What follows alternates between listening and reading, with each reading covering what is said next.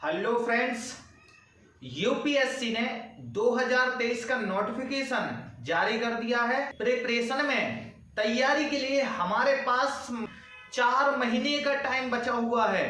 तो क्या हम बिल्कुल स्लोली डायरेक्शन में चल के ये तैयारी कर पाएंगे? जो बच्चा 2023 यूपीएससी निकालना चाहता है उसको बेहतरीन तरीके से तैयारी करनी ही पड़ेगी। अब 4 महीने का टाइम बचा है। क्या 4 महीने में सर कैचअप हो जाएगा यूपीएससी सिलेबस? तो जो बच्चे पहले से पढ़ रहे थे उनको अभी रिवीजन का समय है, आप रिवीजन कीजिए। जो बच्चे ये डाउट्स में हैं कि सर हमारी तैयारी हुई नहीं है तो क्या हम रजिस्ट्रेशन कर दें, उनके डाउट्स के लिए मैं कहूं कि हाँ, आप रजिस्ट्रेशन कर दो। अगर आपने थोड़ा बहुत भी यूपीएससी के बारे में पढ़ा है तो आप रजिस्ट्रेशन कर दीजिए और 4 महीने झोंक दीजिए खुद को, अपने आप को। भूल जाइए बाहर की दुनिया 4 महीने के लिए। क्या होती है बाहर की दुनिया, क्या होते हैं रिश्तेदार, क्या होता है खान पान, क्या होते हैं दोस्त सर्किल, सब चीजें भूल जाइए। अगर आपको 2023 का प्री निकालना है तो आपको तैयारी करनी पड़ेगी। आपने 1 साल से तो पढ़ा नहीं तो आपको अभी ही पढ़ना होगा।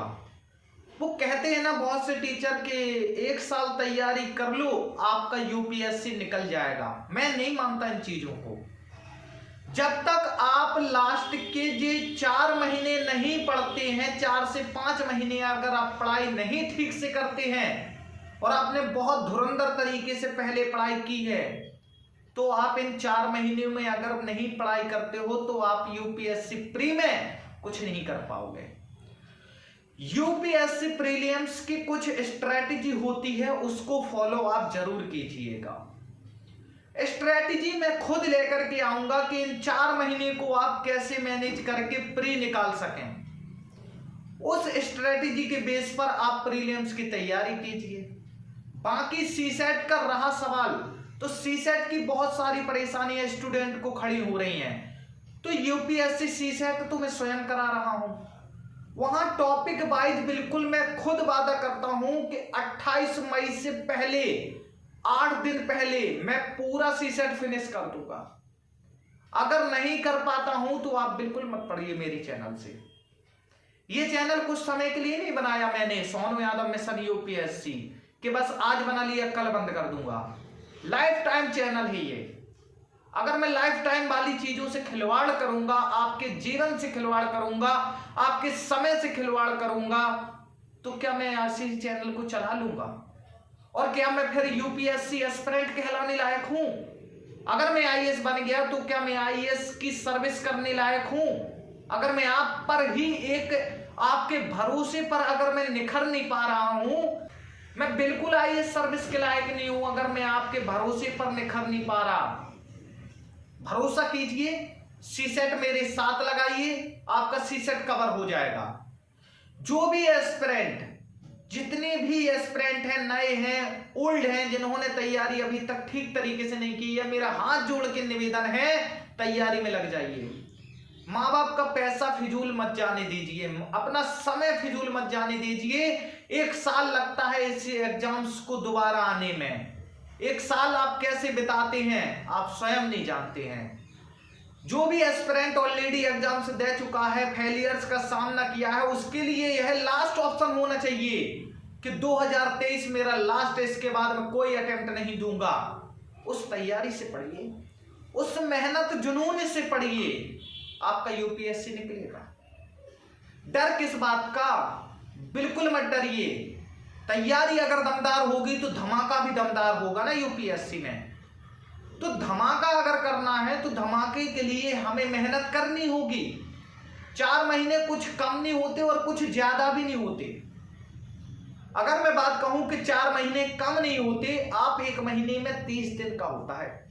आप 120 दिन क्या मेहनत करके अपने आप को देखिए तो 1 दिन में 24 आवर्स होता है। अगर आप 24 आवर्स में से अगर आप 14 घंटे यानी कि 14 आवर्स पढ़ते हैं तो आप, मैं मानता हूं कि आप पूरा सिलेबस बहुत बेहतरीन तरीके से प्री के लायक आप तैयारी कर लोगे। आप बेहतरीन तैयारी कर पाओगे। आप बिल्कुल ये मत सोचो, जो भी एस्पिरेंट के दिमाग में ये चल रहा है कि सर मैंने 6-7 महीने तैयारी की है, क्या मुझे एग्जाम्स देना चाहिए अन्यथा नहीं देना चाहिए। मेरा कहना ये है कि अगर आपने बेसिक सब पढ़ा है और सिर्फ कोचिंगों में ये नहीं किया कि बस पढ़ते रहे और वहां सर पढ़ाते रहे, यहां से सब उड़ता रहा, उनके लिए मेरा यही सजेशन है, तैयारी करो। और जो स्टूडेंट ने पढ़ा है, उसको कुछ ना कुछ समझ में आया है, उससे यही कहना है रिवीजन में लग जाओ। जो आपने पढ़ा है उसको बेहतरीन तरीके से परफॉर्म करने के लिए आप PYQ कीजिए। 2023 यूपीएससी की स्ट्रेटेजी क्या होगी मैं बनाऊंगा इसके लिए वीडियो, उस स्ट्रेटेजी को फॉलो कीजिए। थोड़ा सा चर्चा कर लेते हैं कि हम यूपीएससी रजिस्ट्रेशन कैसे करें 2023 का। OTR टाइप का ओपन हो रहा होगा, तो OTR टाइप का ओपन हो रहा है तो उसके लिए आपको पहले वन टाइम रजिस्ट्रेशन कर लीजिए। OTR का मतलब है वन टाइम रजिस्ट्रेशन।